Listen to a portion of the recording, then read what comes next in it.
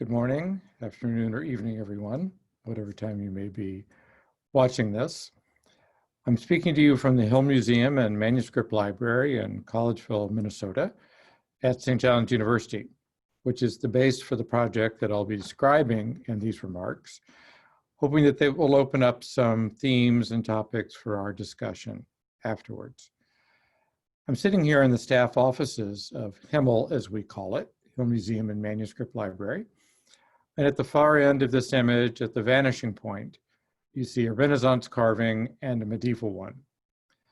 A reminder that part of the mission of HMML is to bring the past into the present by using all of the technological opportunities and tools that are available to us.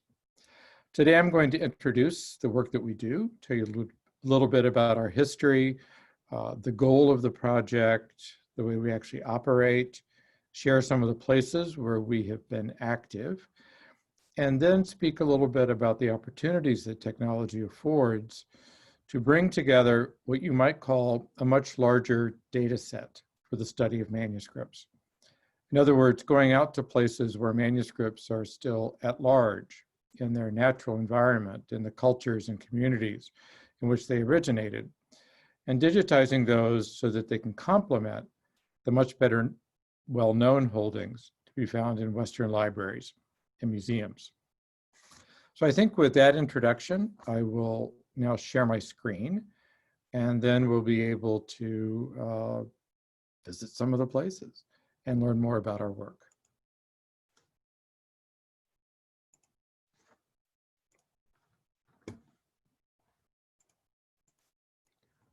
So here we go.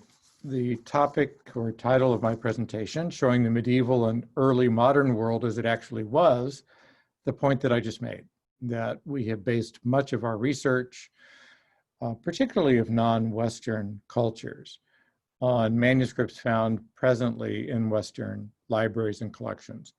And the goal of our project is to expand the view of those cultures by bringing in the manuscripts that remained at home. So we're familiar with how so many of those manuscripts actually got into the libraries we all know so well and use so regularly.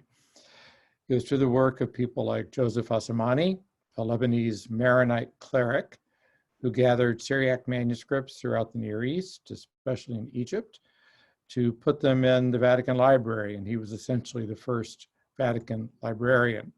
So here you see him presenting manuscripts to Pope Clement XI, who's saying, put them over there. And this is how things came, whether to the Vatican or to the British Museum, now the British Library, the Bibliothèque Nationale, and so on. Travelers or agents procured manuscripts, took them to these libraries where they were cataloged, often in the 19th century. And these have been the manuscripts that our scholarship has tended to be based on. Now, the Benedictine angle in this is inspired by the work of Jean Mabillon, a Marist Benedictine. The Marists were a reforming congregation founded after the Reformation to tighten up Benedictine life. And the Marists had a particular focus on scholarship.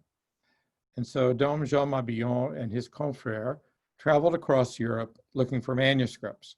Some they purchased, others they copied, others they borrowed, and they took them back to their head monastery of Saint-Germain-des-Prés, where they cataloged them.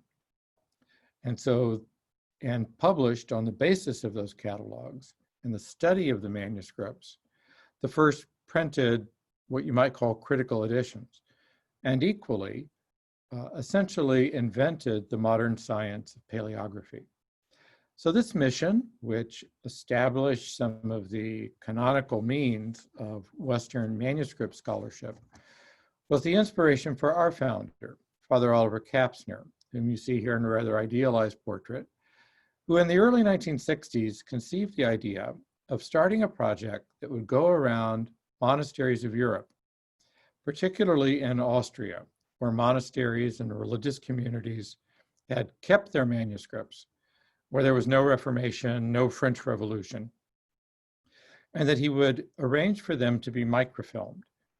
Because at that time, there was great fear of an imminent World War III.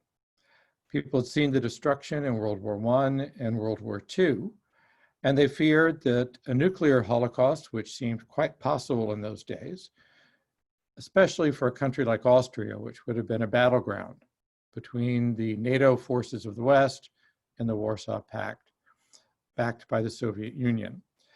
So Father Oliver went around to monasteries in Austria to try to convince them to work with this microfilming project. His first success after many refusals was at Kremsmünster Abbey. You see here the magnificent Baroque library, like so many others that you may have visited or used in your own scholarship. And it was here that the microfilm project began.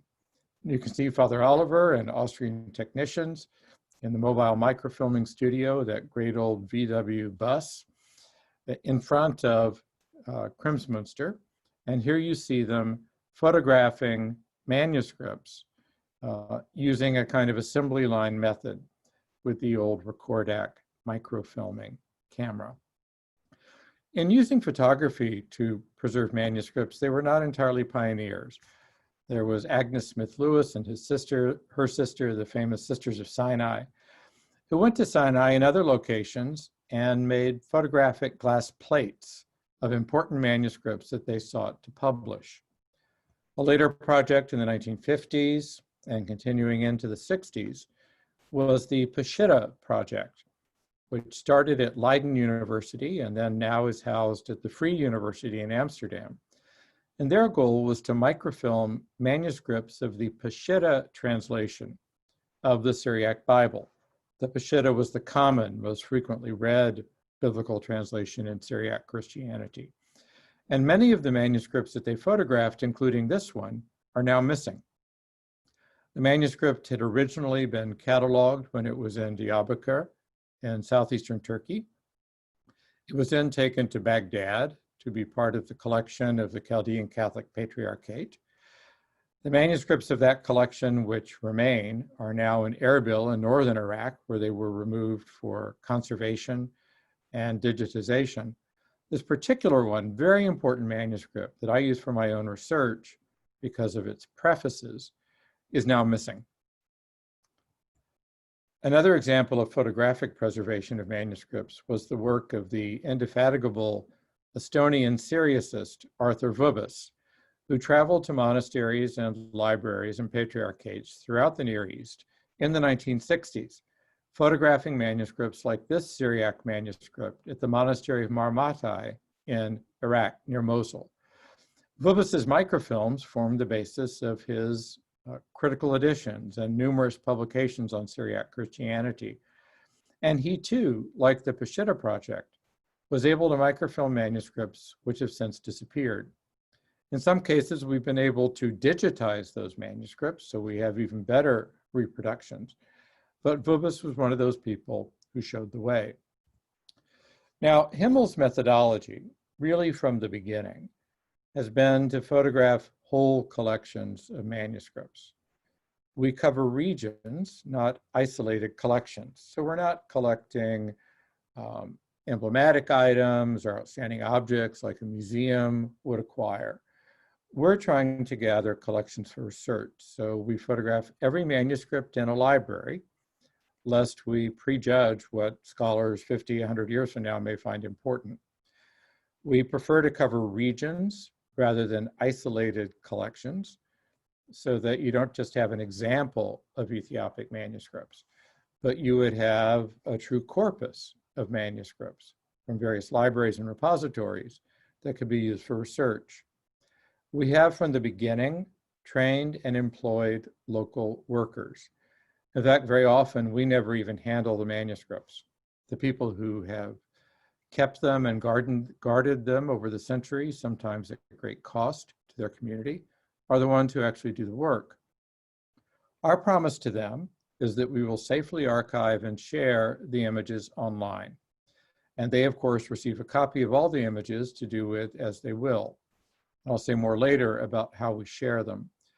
And then one of the things we've learned that is important about our project is that it can track the changing status of collections as they move around or they disappear or sadly are destroyed. Currently and recently, we've continued to work in Europe, in the Balkans, Italy, Malta, in Western Ukraine, very interesting mix of cultures in so many of these places. Our work in the Middle East has taken us to Iraq, to Gaza, Jerusalem, Lebanon, Syria, Turkey, Yemen. Very interesting places where we've seen a lot of changes in the last few years since we've been working there, and indeed during the period of our working there. And then work in Africa, Coptic manuscripts in Egypt, Gez manuscripts in Ethiopia, a new project in partnership with the American Schools of Oriental Research in Libya, and our largest current project with the manuscripts of Timbuktu and Djenné in Mali, West Africa. And then finally, projects in South Asia, a series of important collections in Kerala, India, of Christian manuscripts in Syriac, Malayalam, and other languages. More recently, work in North India and Pakistan with Persian and Urdu tradition manuscripts, and a new project in Nepal, working with Hindu and Buddhist manuscripts in Kathmandu in partnership with the Center for the Study of Manuscript Cultures in Hamburg. Much of our work, as you just saw, has been done in the area which you might call Greater Mesopotamia. And here you see the Great Mesopotamian Plain, the cradle of civilization as we often think about it, viewed from Mardin, Turkey, very near the Syrian border. That vast landscape, so fertile in the summer, so dry, in the spring rather, and so dry as you come into late summer and the autumn, the home of so many civilizations, and indeed still today. In libraries belonging to Christian communities, now very threatened by numerous challenges, there are manuscripts like this beautiful gospel book from Diyarbakir. Diyarbakir town, which at one time is ancient Amid or Amida, was a very important Christian center, now has about 100 Christian families, mostly Syriac Orthodox. It's a large Kurdish city. It is very explosive right now in the current political situation in Turkey. And then in that church are manuscripts like this one with the magnificent portrait of Christ. Our work in Mesopotamia has taken us to various parts of Iraq, working with our local partners. We began in 2009, before the troubles of 2014. We thought we were there when things had stabilized after the disastrous American-led invasion of Iraq in 2003. But then things fell apart again in northern Iraq in 2014, with the rise of the Islamic State, the conquest of Mosul in June of 2014, then the move eastward toward Erbil, the capital of the autonomous Kurdish region, which pushed out numerous Christian, Yazidi, and other minority communities from their ancient homelands, fleeing to safety in Erbil. We saw the aftermath of that conquest and the destruction of cultural heritage, of the ancient heritage of the Assyrian culture in places like Nimrud, where the ruins of Nimrud, carefully restored, cared for, barrel bombed and bulldozed, Christian sites like the monastery of Mar Benam, blown up in a slickly produced ISIS video. Closer to home, the Center for our work in partnership with the Digital Center for Eastern Manuscripts, founded by Father Najib Mikhail of the Dominican Order, formerly Mosul, more recently Karakosh, here at the Dominican Priory was our digitization studio. In the upper right, you see the room where I used to stay. Of course, the house was burned out, defaced with graffiti. There we found the remnants of the Dominicans' reference library of printed books, the working library of a religious community. Fortunately, the manuscripts had been removed to safety, as Father Najib suspected something was coming. And all that's left of those that remained, the printed books, are the ashes. And in the midst of it, astonishingly, one of the metadata sheets that's photographed along with manuscripts in our projects. I mentioned earlier that our largest current project is with the manuscripts of Timbuktu in Mali, more recently extending to manuscripts in Djenné, the sister city of Timbuktu. You may remember that there was an occupation of Timbuktu by jihadist forces, as the Malians call them, in 2012. And there were early reports of the destruction of the famous libraries of Timbuktu, manuscripts recording a distinctive tradition of West African Islam, as well as copies of classical Islamic texts, which were kept in this center of learning. We soon learned that, in fact, they were evacuated before the arrival of the jihadists by Abdul Qadir Haidara. And they were taken up the Niger River on boats like this one, in metal cases like these, and taken to Bamako in Mali, where we partnered with Dr. Haidara's organization, Savama DCI, since 2014, to teach Malians digitization techniques, to work with their scholars on cataloging and description. That continues to be a very large project. Present time, we have 12 cameras in Bamako. And then since 2017, we've been working in Timbuktu itself with the manuscripts that never left, that were hidden by families belonging to the major mosques. Families who had hid the manuscripts from the French in the 19th century, from the Moroccans earlier, and from various threats over time. They brought them out, they've been digitized and cleaned up and organized. And we've worked with a team of young Malians and then the leaders of the communities to organize the digitization project. A very exciting example of collaboration by people who've lost a lot. Timbuktu and Djenné formerly basically lived off tourism. Of course, there is no tourism any longer. To give you some idea of the scale of our work, just to give you some numbers, here, for example, is an overview of the digitized Christian manuscripts from the Middle East that we digitized with our partners in Lebanon, Syria, Iraq, Turkey, Jerusalem, Egypt. Number of collections totaling about 21,300 from those locations, which you can then add to the manuscripts we helped to microfilm in Ethiopia in the 1970s and 80s. And this gives you a comparative view of all of that work of microfilming and digitization compared to the manuscripts from those traditions that can be found in the Western libraries that we typically use. So the Vatican Library, the Bibliothèque Nationale, the British Library, the Staatsbibliothek in Berlin, North American libraries, Syriac manuscripts, Ethiopic, Armenian, Christian Arabic, 9,000. And our projects have photographed almost 37,000. So you put all that together and you begin to see something more of a 360-degree view of these manuscript cultures. At least such is the goal. And then more recently, in our turn to working with Muslim communities to digitize their heritage, work in Harar in Ethiopia, the center of Ethiopian Islam, Jerusalem with 4 very historic Muslim families in the Old City and East Jerusalem, and then the projects I mentioned in Timbuktu and Djenné with this West African Islamic material.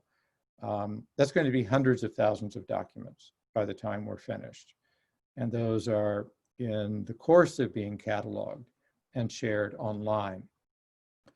Now, one of the things we've discovered in our work is the way that the status of a collection can change. So I've made this little chart to illustrate the point. Austria in the 1960s, we were there because we thought they were endangered. There was going to be World War III, nuclear war. Now those manuscripts are not endangered at all. And in fact, many of them are being digitized now in full color by Austrian projects and put online for access. Ethiopia, the situation as we found it in the 70s and 80s, where they were endangered by poverty, by change, by the revolution that arose just after our work began in Ethiopia, remain endangered because there is still turmoil in the country. And there is also a thriving black market in manuscripts, as I'll show you in just a moment. Syria before 2011, our interest was manuscript collections that really were not yet known. There were some that were known. Some were accessible, most were not. However, we didn't think they were endangered because in 2005, anyone would have told you that Syria was the most stable place in the Middle East. After 2011, how that changed. The manuscript collections that were accessible are no longer. Many of them have been moved. Others remained in their locations in Damascus and Aleppo, but were hidden. And all of them can now be considered endangered. The area where they are may still be a conflict zone, or it could again become a conflict zone. And we've seen what can happen so suddenly with very little warning. Timbuktu, before 2012, manuscript tradition, little known, growing in scholarly awareness, some libraries accessible, others not thought to be endangered, how that has changed. Most of the Timbuktu libraries are now in Bamako, they are not in Timbuktu, and we can consider anything in Mali now to be endangered, as most recently illustrated by the coup. I touched on the issue of the black market as a threat to manuscripts or the exportation of manuscripts. Here's an example from Ethiopia, where, as I mentioned, we've worked since the 1970s off and on. In Ethiopia, manuscripts are still on the loose. They're at large, they're used. Every church has manuscripts.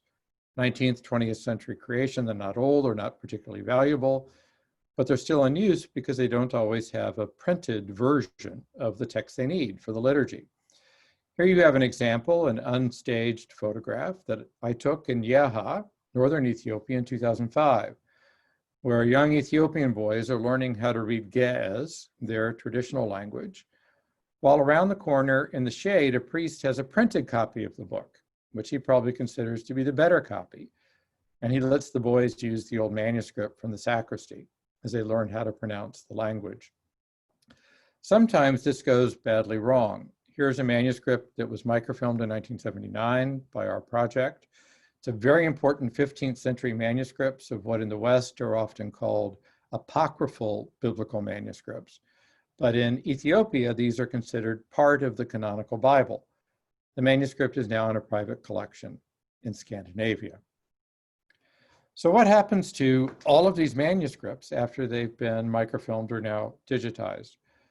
They all come back here to our campus in central Minnesota, where the monastery and the university and HMML are to be found. Very beautiful in the summer, as it is if I look out the window today on a lovely summer day. It's all white and cold in the winter, but as we always say, we get a lot of work done then. The goal is to place all of these manuscripts online using what we call vHMML Reading Room. And soon we'll be dropping the V, and it'll just be the HMML Reading Room, because that's how 99.9% of our users actually consult the manuscripts, is online. And there you can find complete digitized manuscripts along with metadata, permanent URLs, all the kinds of things that we've come to expect. It's a IIIF compliant Mirador viewer, so it gives a high resolution viewing experience. And in the metadata, we can indicate the current status of the collection, at least so far as we know it. Is it still there? Was it destroyed? Has it been relocated? Is it missing? And so on. And we also invite our users to submit their corrections and comments. And so we have a little feedback form there. We have a very good team of catalogers, an international team working abroad, working here on site, working remotely across the US, working on these collections. But of course, they don't know everything. And we rely on people with particular expertise to join the effort and tell us what they see. In terms of what's already available online, the reading room as of last week has almost 74,000 records on public display. Almost 37,000 of those are complete digitized manuscripts. The remainder are catalog microfilms, which have not yet been scanned. It may never be, because they've been photographed subsequently. We have about 3,200 and something active users. Those are people who have registered on the site, and more than 500 since April, since everybody's been scrambling for online resources because of COVID-19. A word about the registration process.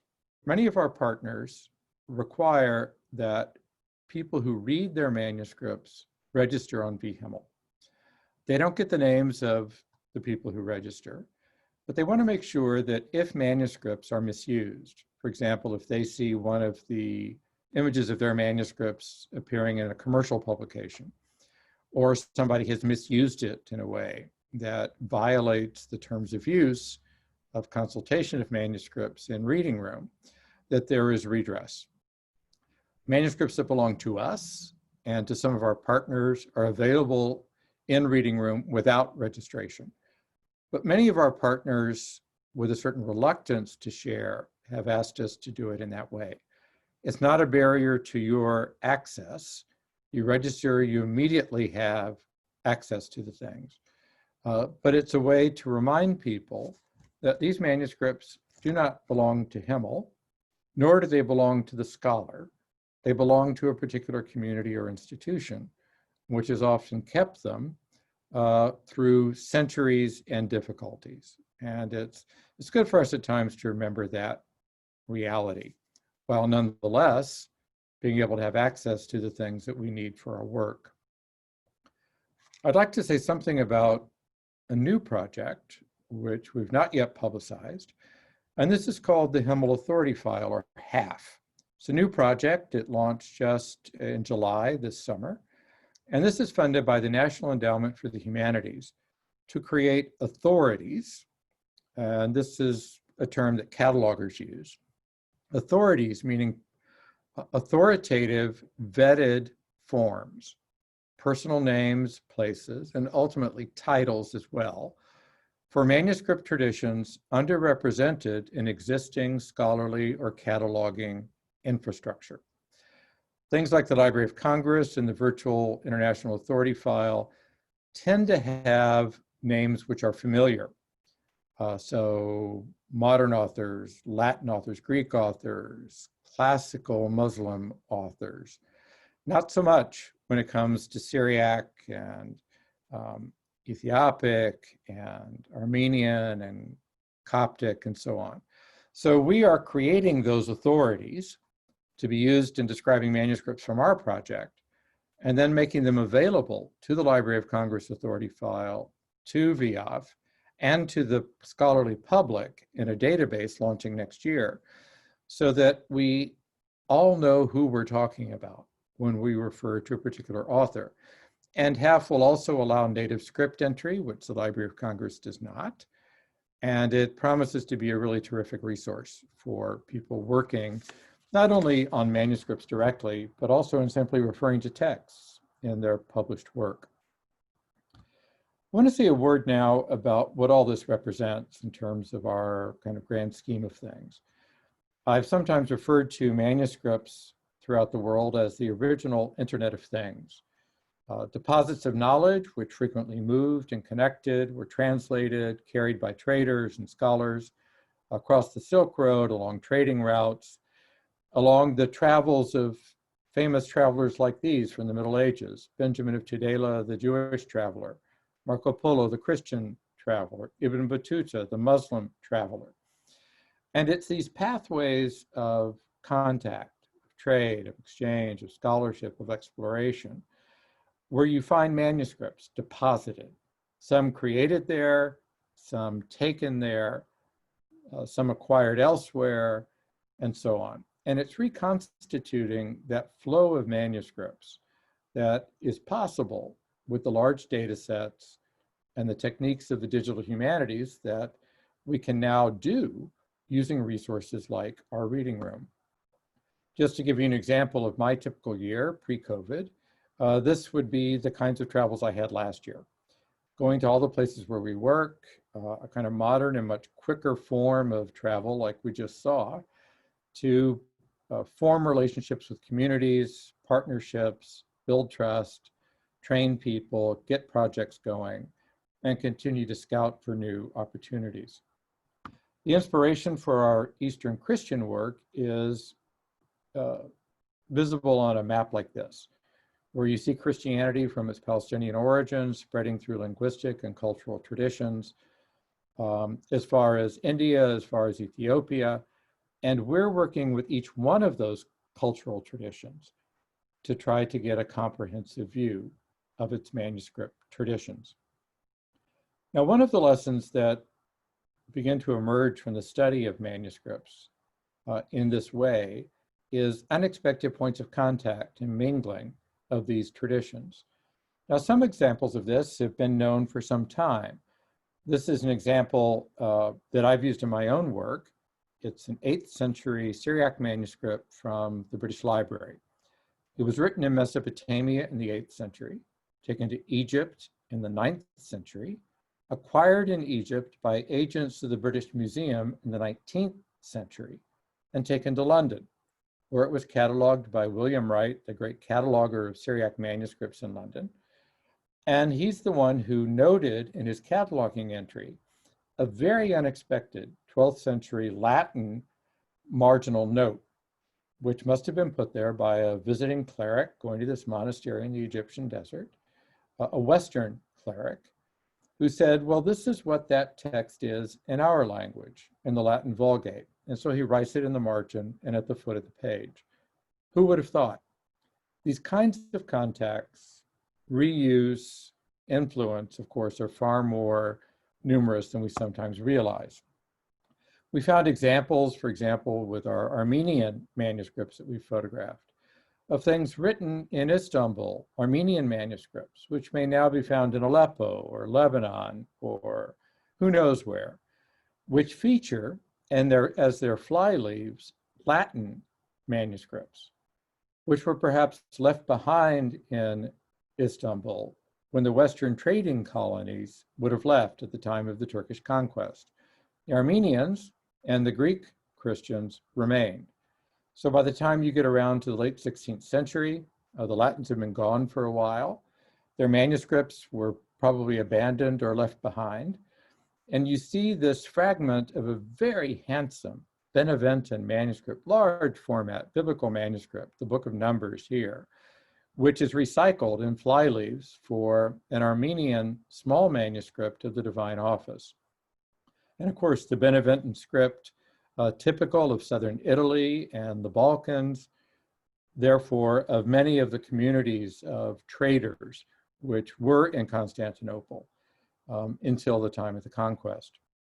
Another example from Jerusalem of a manuscript now in Lebanon, in Bazumar at the Clergy Institute there, written in Jerusalem, late 17th century, flyleaves from a 14th or 15th Ge'ez manuscript of Lenten homilies. There have been Ethiopians in Jerusalem from very early days.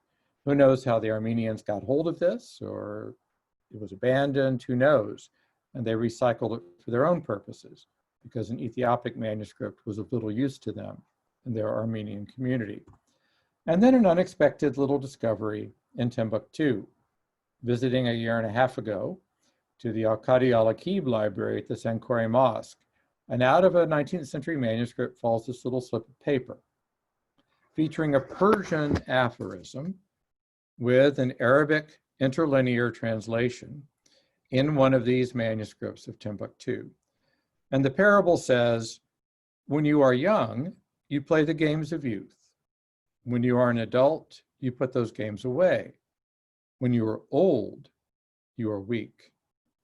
Now, the first part of that may remind a Christian listener of St. Paul in 1 Corinthians 13.